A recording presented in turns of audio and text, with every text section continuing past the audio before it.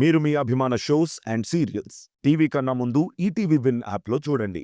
Download and subscribe to ETV win app. 99 రూపాయలు మాత్రమే.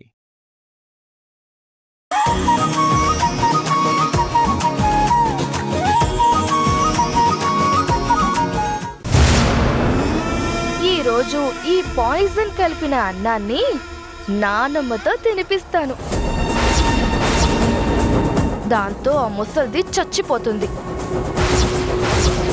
నా రహస్యం తనతో పాటే పైకి వెళ్ళిపోతుంది. బుద్ధుందా లేదా? మంచం మీదున్న పెద్దావిడ్ని పట్టుకొని పిచ్చి పిచ్చిగా మాట్లాడతావా? మాటలు లేవు, ఇంకా అన్నీ చేతలే. అమ్మ వాళ్ళు బయట నుంచి వచ్చేలోపు ముసల్దాని పని ముగించేస్తాను.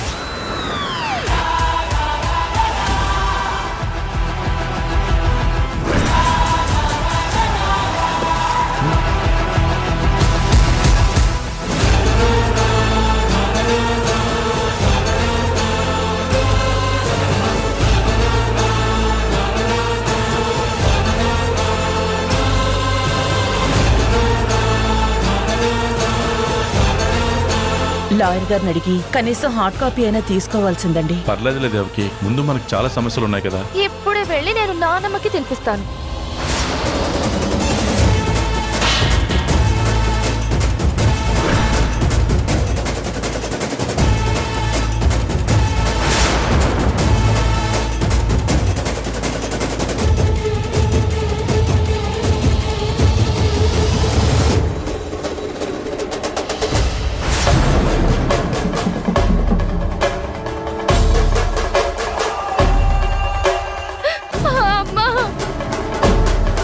గాయత్రి,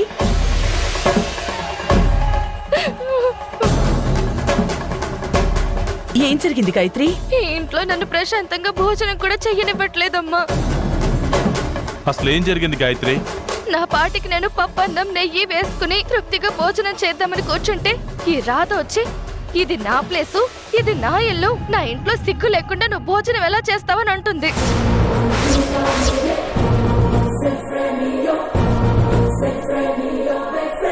రాధా, నాకు చాలా ఆకలిగా ఉంది. ఇప్పుడు అమ్మా నాన్నలు కూడా ఇంట్లో లేరు. అనవసరంగా నాతో గొడవ పడుకో అని చెప్తున్నా వినకుండా నేను తింటున్న ప్లేట్ ని విసిరి కొట్టింది.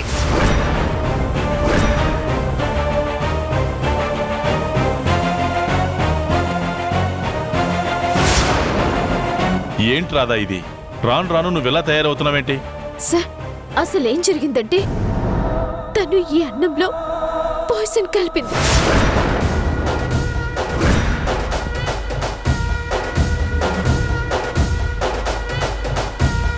ఈ అన్నాన్ని పెద్ద మేడంకి పెడతానని బెదిరించింది. అందుకే ప్లేట్ విసిరి కొట్టాను. చూసావా అమ్మా, నేనెందుకు నానమ్మకి విషం పెట్టాలనుకుంటాను? ఒకవేళ అది విషమైతే నేనెందుకు నా చేత్తో కలుపుతాను? అది నెయ్యమ్మా. కావాలంటే ఇదిగో చూడండి మీరే.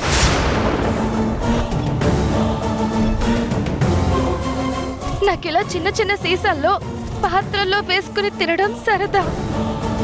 కావాలంటే పిన్నిని అడగండి. ఏంటి పిన్ని? అవునక్క, అది నెయ్యి సీసానే.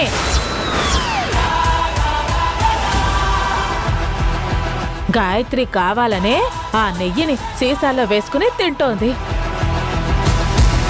తనకలా తినడం సరదా అంట. నిన్ను కావాలని రెచ్చగొట్టాలని నెయ్యిని పాయిజన్ అని నిన్ను నమ్మించేలా చేశాను. కరెక్ట్గా అమ్మ వాళ్ళు వచ్చే టైంకి నిన్ను రెచ్చగొట్టి ప్లేటు పడేసేలా చేసి అమ్మ వాళ్ళ ముందు నిన్ను ఫోల్ని చేశాను. ఈ సత్య కావాలని ప్లాన్ ప్రకారం ఇదంతా చేసింది. అనవసరంగా నేనే తొందరపడి అమ్మ వాళ్ళ ముందు మళ్ళీ దోషిగా నుంచున్నాను. నువ్వు నీలా ఇంతకు ముందులా ఉండుంటే నీలో నన్ను నేను చూసుకుని ఉండేదాన్ని. కానీ నువ్వు దుర్బుద్ధితో, ఆస్తి మీద ఆశతో, డబ్బు మీద ప్రేమతో నువ్వు మారిపోయావు.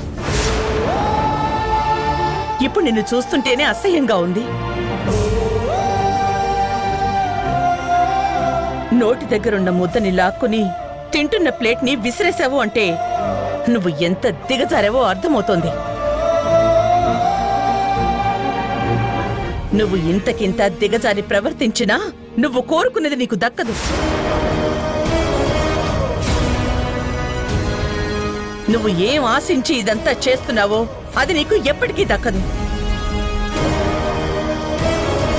నువ్వు ఎంత రాక్షసత్వంగా క్రూరంగా ప్రవర్తించినా అసలు నువ్వు ఈ ఇంటి వారసురాలివి అయినా కూడా ఈ ఆస్తి అంతస్తు నీకు దక్కవు.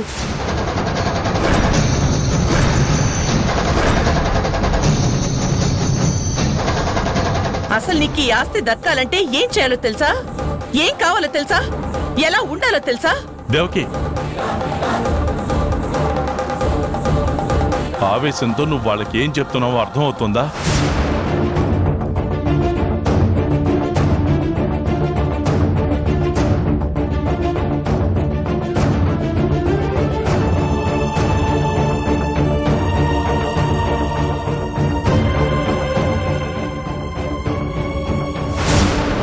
ఏంటి రాధా, ఎప్పుడు చూసినా నీ ప్రవర్తనతో అక్కా బావగారిని ఇబ్బంది పెడుతూనే ఉంటావు.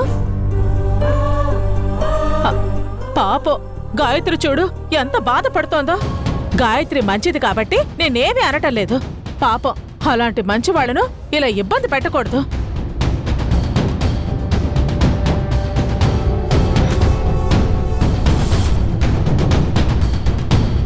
చూసావా, నీ గురించి నేను ఎంత బాధపడుతూ పాజిటివ్గా చెప్తుంటే వినిపించుకోకుండా ఆ రాత ఎలా వెళ్ళిపోతుందో చూడు.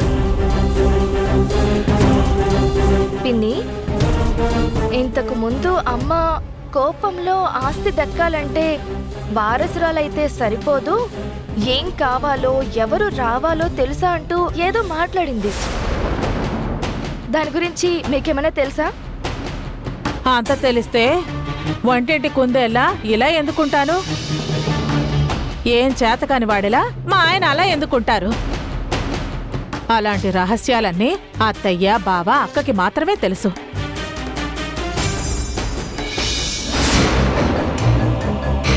అమ్మ మాట్లాడిన మాటలకు అర్థమేంటి? అసలేమై ఉంటుంది? అమ్మా, నువ్వనుకుంటున్నట్టు నేను ఆస్తి కోసమో డబ్బుల కోసమో నీ కూతుర్నని చెప్పటం లేదమ్మా. నిజంగానే నేనే నీ కూతుర్ని. 20 సంవత్సరాలుగా మీరు ఎదురు చూసిన కూతుర్ని నేనేనమ్మా. మనకున్న శత్రువుల నుండి మన కుటుంబాన్ని కాపాడాలని, మీ ప్రేమని పొందాలని వచ్చాను, కానీ ఆస్తి కోసం అంతస్తుల కోసం కాదమ్మా.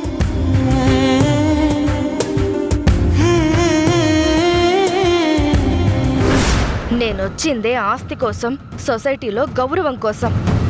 అలాంటిదే నాకు ఆస్తి రావాలంటే ఎవరో రావాలి, ఏదో జరగాలి అంటున్నారేంటి? అసలు రావాల్సిందెవరు? ఇందులో ఏదో రహస్యం ఉంది. అది తెలుసుకుంటే గాని నాకు మనశ్శాంతిగా ఉండదు.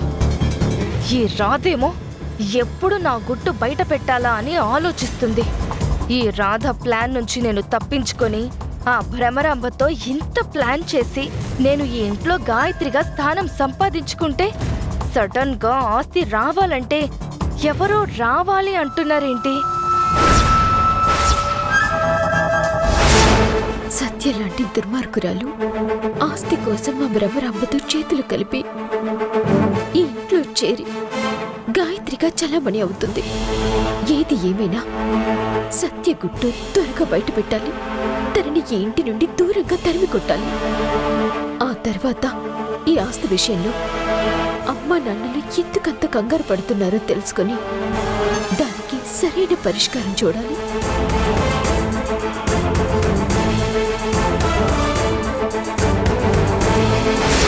ఎవరు ఎక్కడికి పోయినా ఏమైపోయినా పర్వాలేదు, ఈ గాయత్రి గ్రూప్ ఆఫ్ కంపెనీస్ ని ఎలాగైనా చేజెక్కించుకోవాలి. ఈ రహస్యం గురించి కొన్ని రోజుల ముందు తెలుసుంటే ఆ ముసల్దాన్ని కాకపట్టి అసలు విషయం ఏంటో కనుక్కునేదాన్ని. కానీ ఈ విషయం ఇంత లేటుగా తెలిసింది. రహస్యం తెలిసిన ముసల్దేమో మంచం ఎక్కేసింది. ఇంకీ రహస్యం గురించి తెలిసిన వాళ్ళెవరైనా ఉన్నారేమో కనిపెట్టాలి. అక్కడున్న సమస్యను తెలుసుకొని ఎలాగైనా సరే ఈ ఆస్తిని కొట్టేయాలి.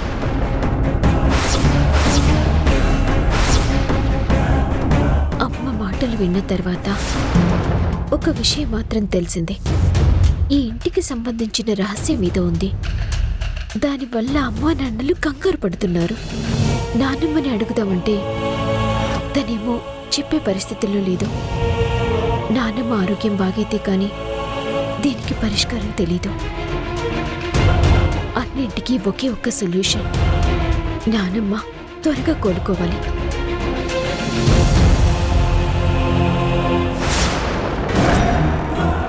ఆవిడ కోలుకుంటే ఈ రహస్యం తెలుస్తుందో లేదో కానీ నేను దొంగ గాయత్రినని, ఆ రాధ అసలైన వారసురాలు అని అందరికీ చెప్పి నన్ను బయటికి గెంటేస్తుంది. సో భ్రమరాంబ గారి హెల్ప్ తీసుకునైనా ఆ రహస్యం ఏంటో కనిపెట్టాలి. ముందున్న సమస్య సత్యని బయటికి పంపించటం. ముందు దాన్ని చేయగలిగితే మిగతావన్నీ వాటంతటవే సమస్యలు పరిష్కారమవుతాయి. నానమ్మకి బాగైపోయి అమ్మకి నిజం తెలిసిన రోజు నేను ఆస్తి కోసం రాలేదు, అమ్మ ప్రేమ కోసం వచ్చానని అర్థం చేసుకుంటుంది.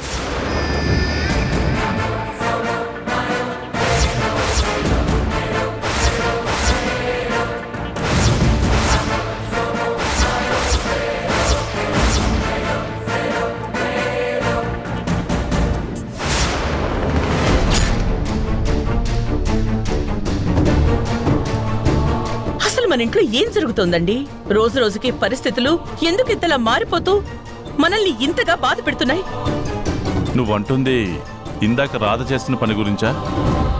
ఇప్పుడు ఈ ఇంటికి రాధ ఒక్కతే ప్రాబ్లం కాదు కదా. మనకి తెలియకుండానే సమస్యల సుడిగుండంలో చిక్కుకుపోయాం. ఇప్పుడు ఎలా బయటపడాలో అర్థం కావడం లేదండి. మన గాయత్రి ఇంటికి తిరిగి వచ్చినప్పటి నుంచి సమస్యల మీద సమస్యలు, ఇబ్బందుల మీద ఇబ్బందులు వస్తూనే ఉన్నాయి. మన ప్రాబ్లమ్స్ అన్నింటికీ ట్రబుల్ షూట్ గా ఉన్న రాధ కూడా మనసులో దుర్బుద్ధి వల్ల తనే పెద్ద ప్రాబ్లం అయి కూర్చుంది. ఒకటా రెండా ఎన్ని సమస్యలండి? రాధ తనే కూతుర్ని అనడం, ఎప్పుడు నవ్వుతూ నవ్విస్తూ చలాకీగా ఉండే అత్తయ్య గారు ఉన్నపళంగా మంచాన పడ్డావు. అటు బిజినెస్ పరంగా ఆ భ్రమరాంబతో వచ్చే సమస్యలు వస్తూనే ఉన్నాయి. ఇన్ని సంవత్సరాల తర్వాత మన దగ్గరకొచ్చిన గాయత్రికి ఎలాంటి అచ్చట ముచ్చట జరిపించలేకపోయాం. పైగా పెళ్ళేడు రానే వచ్చింది. దానికి తోడు పుండు మీద కారంలా ఆ ఆస్తికి సంబంధించిన వీలునామా, అందులో ఉన్న వ్యక్తులు. ప్రతిరోజు జరిగే పనుల వల్ల మన ఇంట్లో వస్తున్న రోజువారీ సమస్యలు, వీటన్నింటినీ చూస్తూ ఉంటే మొదటిసారి ఈ సమస్యల నుంచి బయటపడి ఎక్కడికైనా దూరంగా పారిపోవాలనిపిస్తోందండి. మనం ఎవరికి ఏం ద్రోహం చేశామనండి మనకి ఇన్ని సమస్యలు ఒక్కసారిగా చుట్టుముట్టాయి. ధైర్యంగా ఉండాల్సిన నువ్వే ఇలా అయిపోతే ఇక అసలు మా అందరి పరిస్థితి ఏంటి? ప్రతి సమస్యకి ఒక పరిష్కారం ఉంటుంది. అది మనం ప్రయత్నం చేస్తే తప్పకుండా దొరుకుతుందని చెప్తుంటావు కదా. అలాంటి నా దేవకి నోటి నుండి సమస్యల నుంచి పారిపోవాలన్న మాట వినటమా? అసలు ఇది నేను ఏనాడు అనుకోలేదు దేవకి. మరి ఇంతకంటే నేనేం చేయనండి? మనకి మంచి రోజులు వస్తాయి దేవకి.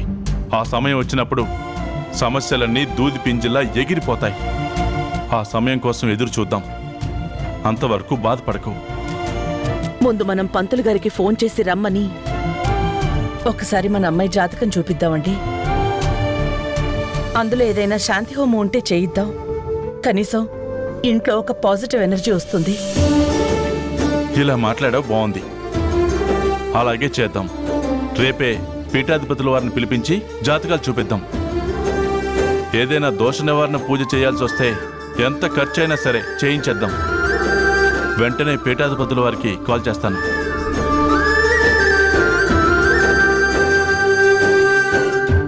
హలో, నేను వాసుదేవుని మాట్లాడుతున్నాను.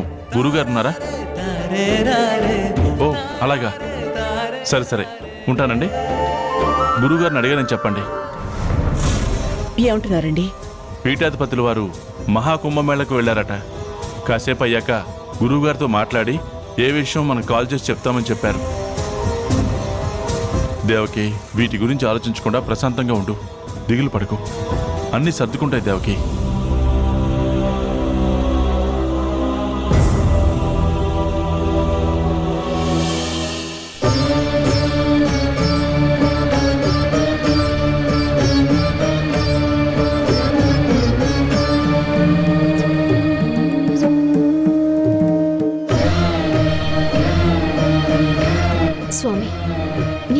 ఏంటో అర్థం కావటం లేదు. నా ఇంట్లో నేను పరాయి దానిలో ఉండాల్సి వస్తుంది. ఇలా ఇంకెంతకాలమో అర్థం కావట్లేదు. రాను రాను ఆ సత్య ఆగడాలు రోజు రోజుకి పెరిగిపోతున్నాయి. త్వరగా నానమ్మ కోలుకునేలా చేసి తన నోటి ద్వారా అందరికీ నిజం తెలిసేలా చేయి స్వామి. ఈ సమస్యకి ముగింపు త్వరగా నువ్వే పలకాలి.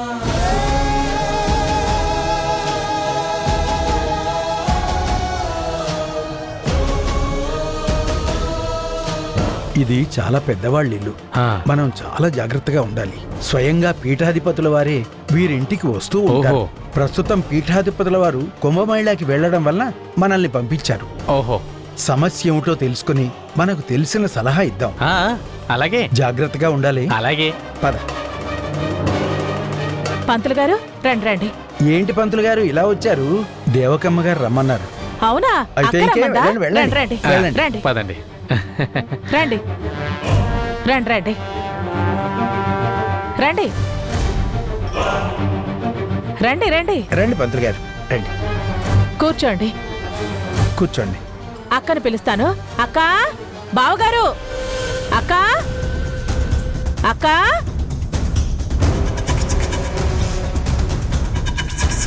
నమస్కారం అమ్మా. అమ్మా. నమస్కారం పంతులు గారు. నమస్కారం అండి.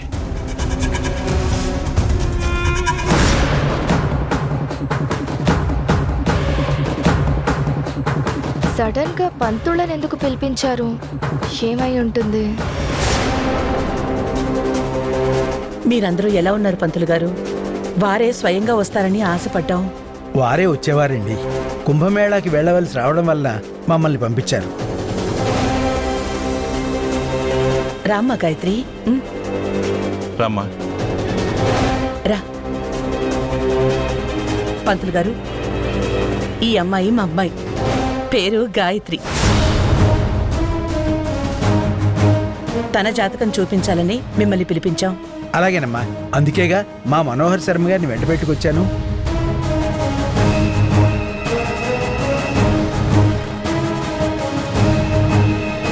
అన్నట్టు మా వాడు జాతకాలతో పాటు పెళ్లి సంబంధాలన్నీ చూస్తూ ఉంటాడు.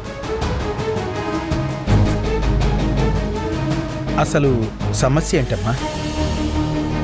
మా అమ్మాయి చిన్నప్పటి నుంచే మాకు దూరమయ్యి ఈ మధ్యనే మా దగ్గరికి వచ్చింది. తనొచ్చినప్పటి నుంచి తనకసలు మనశ్శాంతే ఉండడం లేదు. ఎప్పుడూ ఏదో సమస్య మా ఇంటిని చుట్టుముడుతూనే ఉన్నాయి. ఇంతకు ముందు పీఠాధిపతుల వారు దేవీ నవరాత్రులు దగ్గరుండి జరిపించారు. కానీ ఏం ప్రయోజనం కనిపించలేదు.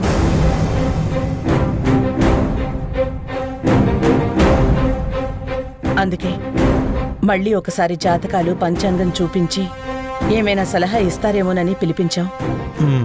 అలాగేనమ్మా. గ్రహాల ప్రభావం వల్ల ఇలాంటిది ఏమైనా జరుగుతుందేమో చూసి చెప్తాను. ఒకసారి ఇలా అమ్మాయి జాతకాన్ని తెప్పించండి. అలాగే. మాధవి, వెళ్ళి గాయత్రి జాతకం తీసుకురా. అలాగే అక్క. శర్మ గారు, గ్రహఫలాలున్న బుక్ ఇవ్వండి. అలాగే.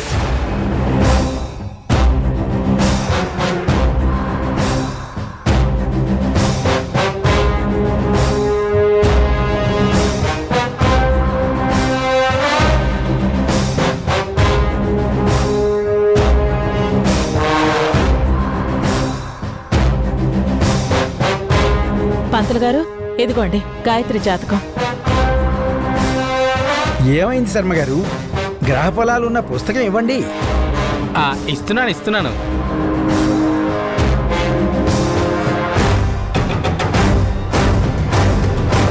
శర్మ గారు, ఏమైంది? తీస్తున్నానండి.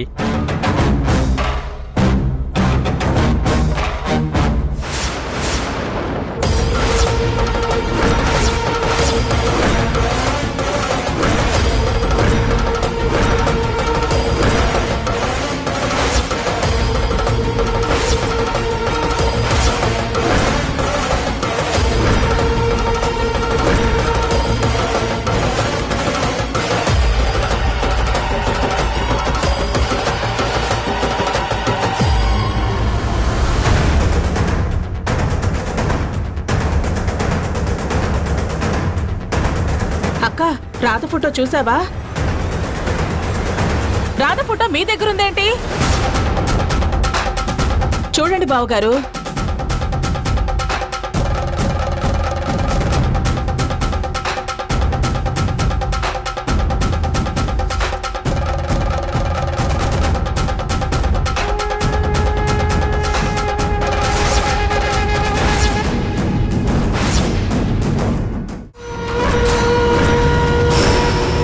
అదేంటి, రాధకు ఆల్రెడీ పెళ్లి అయిపోయింది కదా, మళ్ళీ సంబంధం కోసం మీ దగ్గరకు ఫోటోలు రావడం ఏంటి? ఇప్పుడు గాని పంతులు గారు నాన్న పేరు చెప్పారంటే నాకు మనోహర్కి పెళ్లి కాలేదన్న విషయం ఇక్కడందరికీ తెలిసిపోతుంది.